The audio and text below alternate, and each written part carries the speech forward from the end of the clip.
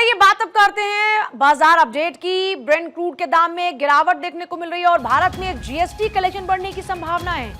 और इससे पहले भी आपको याद होगा, हमारे साथ जाने माने अर्थशास्त्री जुड़ते हैं आकाश जिंदल, जिनकी भविष्यवाणी थी, जिनका प्रेडिक्शन था कि भारत में आने वाले समय में जीएसटी कलेक्शन में इजाफा होगा और अभी भी भारत में जीएसटी कलेक्शन बढ़ने की संभावना है। आकाश जी जुड़ चुके हैं हमारे साथ में।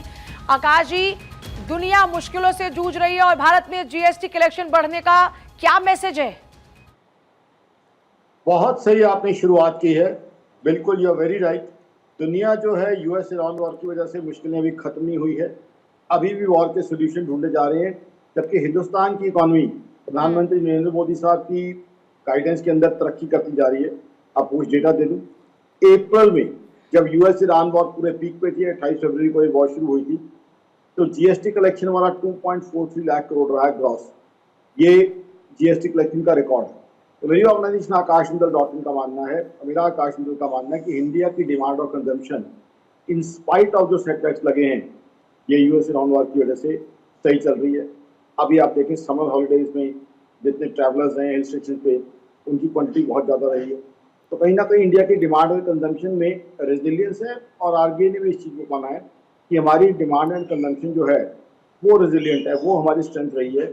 तो इस बार भी जून के लिए जीएसटी कलेक्शन अच्छी होने की संभावना है और अब ग्लोबल इन्वेस्टर्स के भी इंडिया आने की संभावना है, क्योंकि देखिए डॉलर बढ़ने के कारण उनके लिए इंडिया अट्रैक्टिव हो गया है। और साथ ही साथ in spite of such a war, in spite of state of Hormuz closure, India में डिमांड और कंजम्पशन सही रही है। और ना सिर्फ ये देखें, वेलफेयर के काम भी इंडिया में इतने हुए हैं, वो भी कहीं ना कहीं जीडीपी ग्रोथ में ऐड होते हैं। मोदी सरकार के काम देखिए, चाहे स्वच्छ भारत मिशन के अंदर टॉयलेट्स का निर्माण, 4 करोड़ पक्के घर जो है का निर्माण किया गया है प्रधानमंत्री आवास योजना के अंदर। उसके अलावा आप देखें 56 करोड़ आज की तारीख में जनधन खाते हैं। और उससे क्या हो रहा है, हिंदुस्तान में जो गरीब भाई बहनों को फैसिलिटी मिलती थी, एड्स मिलती थी, हेल्प मिलती थी, वो अब डायरेक्टली उनके अकाउंट में जाती है। पहले कभी उनके अकाउंट में जाती थी, कभी बीच में से बिचौलिए गड़बड़ कर जाते थे। तो ये सारी चीज़ें इंडिया की जीएसटी जीडीपी ग्रोथ को स्ट्रेंथन कर रही है और इंडिया को एक स्ट्रॉन्ग इकोनॉमी की तरफ लेके जा रही है।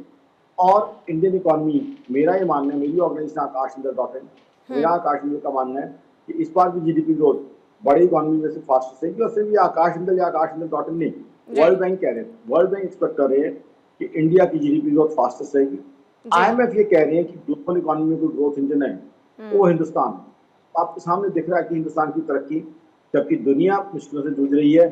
वही चीज सबसे ज्यादा सराहनीय है कि जब दुनिया विपरीत सर्कमस्टांस में, तब भी हिंदुस्तान की तरक्की नहीं रुक रही है, तब भी हिंदुस्तान की कंजम्पशन ग्रो कर रही है, तब भी हिंदुस्तान की जीडीपी ग्रो कर रही है।